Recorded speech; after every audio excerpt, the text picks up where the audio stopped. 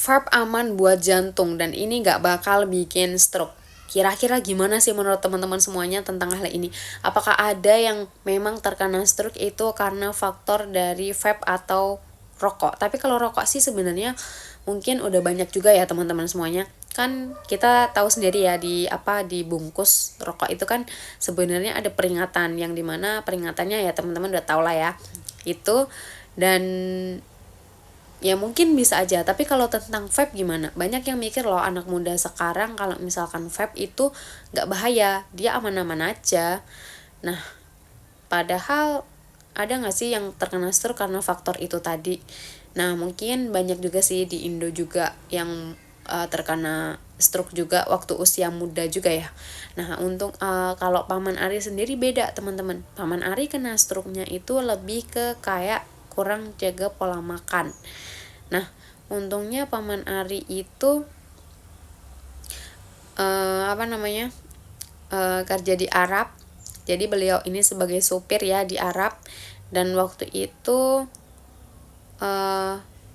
beliau nggak pernah nge-vape juga, tapi tetap kena stroke juga. Nah, waktu itu kena stroke-nya itu udah yang lumayan, nggak yang ringan banget juga enggak, bahaya kok ringan banget sama bahaya sih.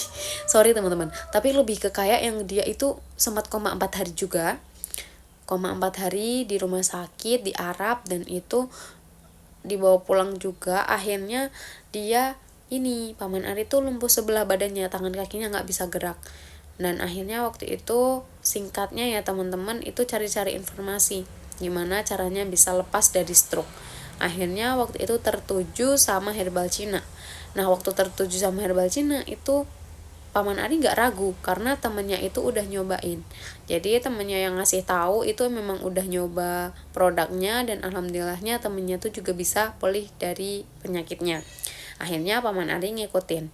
Paman Ari konsisten, latihan jalan juga, dan alhamdulillahnya itu kurang lebih 2 bulan jalan, 3 bulan konsumsi, itu alhamdulillah udah kembali normal. Yang tadinya itu harus latihan jalan pelan-pelan juga, harus dibarengin sama pola makan juga, dan alhamdulillahnya itu udah kembali normal seperti semula lagi.